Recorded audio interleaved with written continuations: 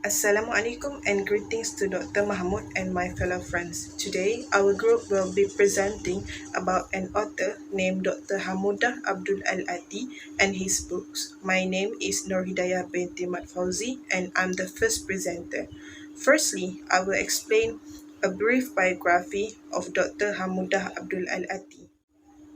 Dr. Hamudah Abdul Al-Ati was born on April 1, 1928 in Egypt. His education started in 1954 at Al-Azhar University in Cairo, Egypt, where he managed to complete his studies of an Aliyah BA degree. 3 years later, in 1957, Dr. Hamudah Abdul Al-Ati graduated from McGill University of MA degree in Islamic Studies. Soon, he returned to Cairo, Egypt, and worked at Al-Azhar University as Islamic Culture Administration, or mainly called as Idarat Al-Thaqafah Al-Islamiyah. After a while, he was sent to Alberta, Canada, to work as a full-time director of the Islamic Center of Edmonton in 1960. Then he continued studies at University of Alberta, Canada in 1961 until 1963.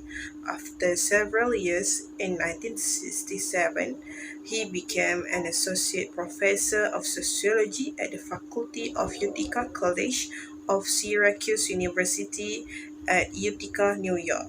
After that, he managed to complete his studies of PhD in sociology in 1971 at Princeton University.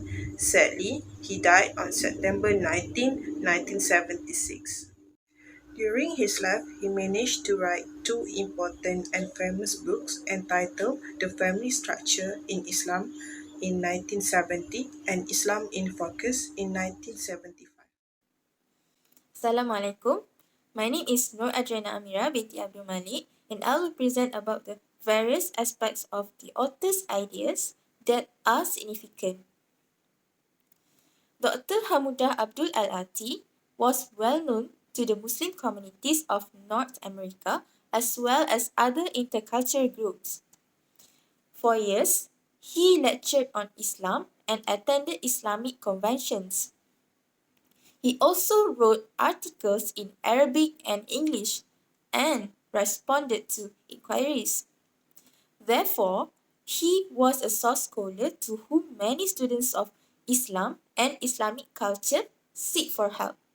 There are various aspects of the author's ideas which are significant that explain about historical, political, and social aspects of Islam. For example, the book entitled Islam in Focus by Dr. Hamudah Abdul Al-Ati. So, the purpose of this book is to acquaint the reader with the basic teachings of Islam. The author's idea helps to provide an open-minded insight into the universe and the future of humanity. Besides, the philosophy and practical aspects of the religion are part of significant ideas portrayed in his words. So, his book is used as a source to learn about Islam, such as prayers and pillars of Islam. Furthermore, his book emphasized the spiritual aspect of man's life and explained about a comprehensive way of life according to Islam. So, in my opinion, the author's ideas are great because it talks about Islamic rituals and also explains why and how Islam is applied to daily life. Therefore, it is an enlightening view of Islam in the modern world. Thus, the various aspects of the author's ideas are significant and a great gift to anyone who interested in Islam or any Muslim whom seeking for better understanding of his or her own faith. Next, I will explain about the first book that was written by Dr. Hamudah Abdul Al-Ati, which entitled The Family Structure in Islam.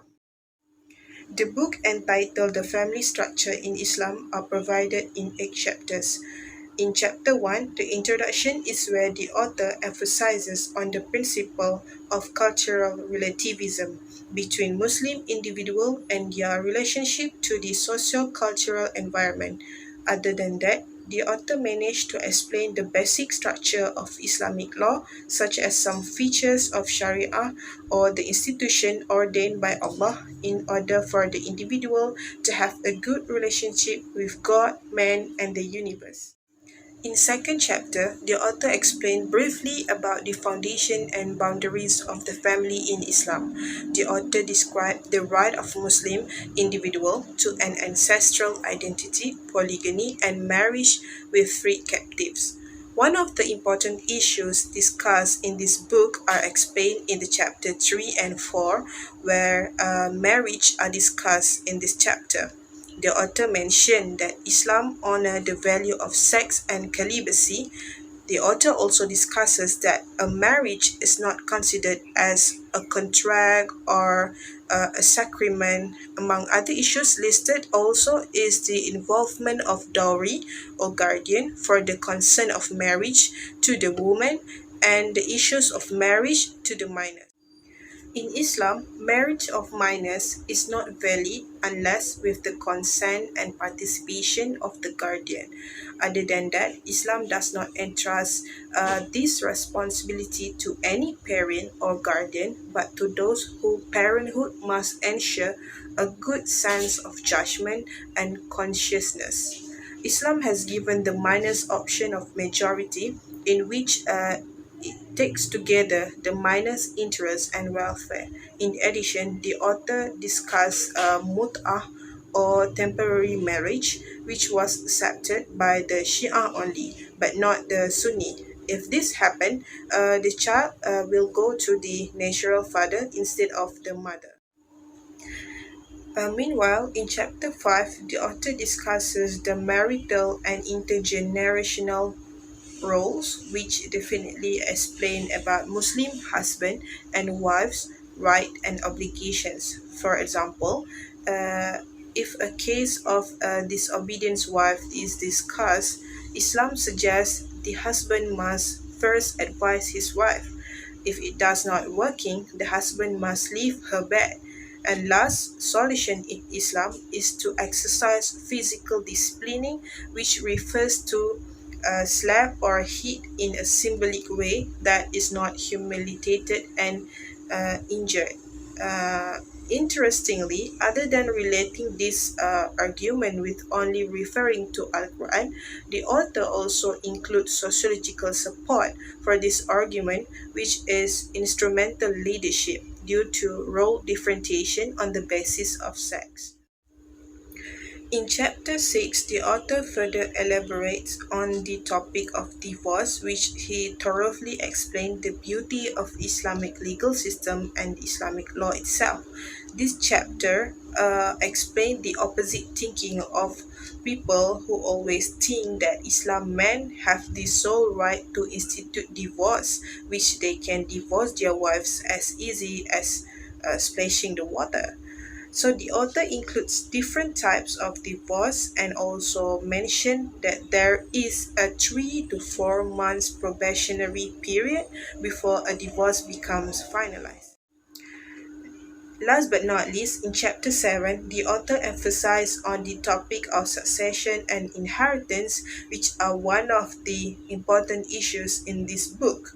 An example of case includes by the author is about a daughter or a wife that people think is being discriminated by their sex because they get half of the inheritance of a son or a husband. However, the author put forward 3 reasons of this wrongful accused argument.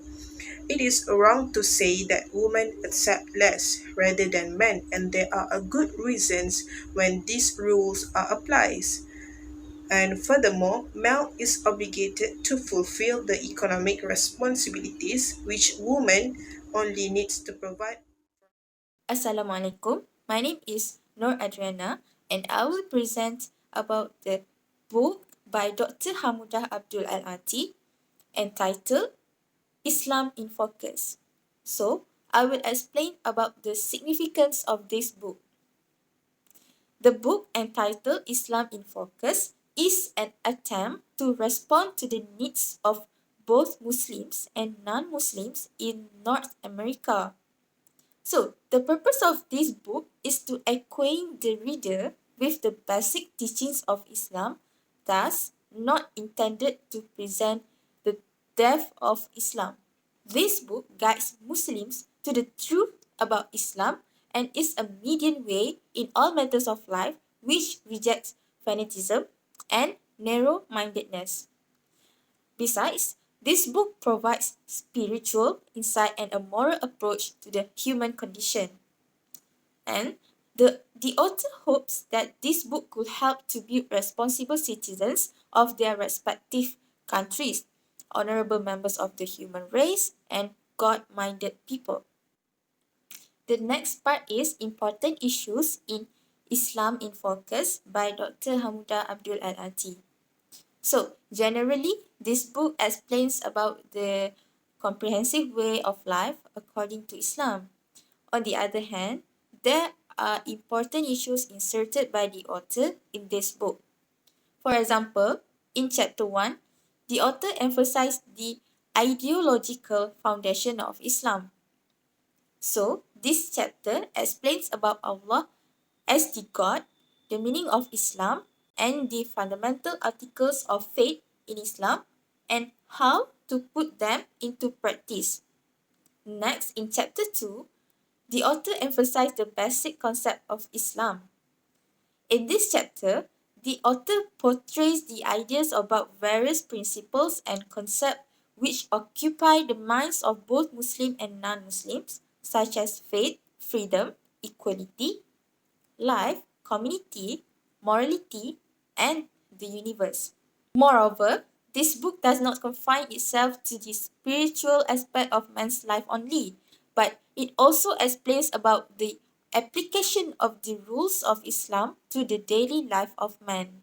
For example, in chapter 3, it emphasized about the application of faith and the correct manner of performing prayer, fasting, zakah, and pilgrimage. On top of that, in chapter 4, the author emphasized the application of Islam to daily life, such as the life of man, the family life, and social, economic, and political life. Meanwhile, in chapter 5, the author discussed the distortions about Islam. For example, the author asserts several points about jihad, polygamy, marriage, and divorce, and also the status of women in Islam. So, the status of women is one of the important issues in this book. In this book, the author stated that Islam grants women equal rights as those of men.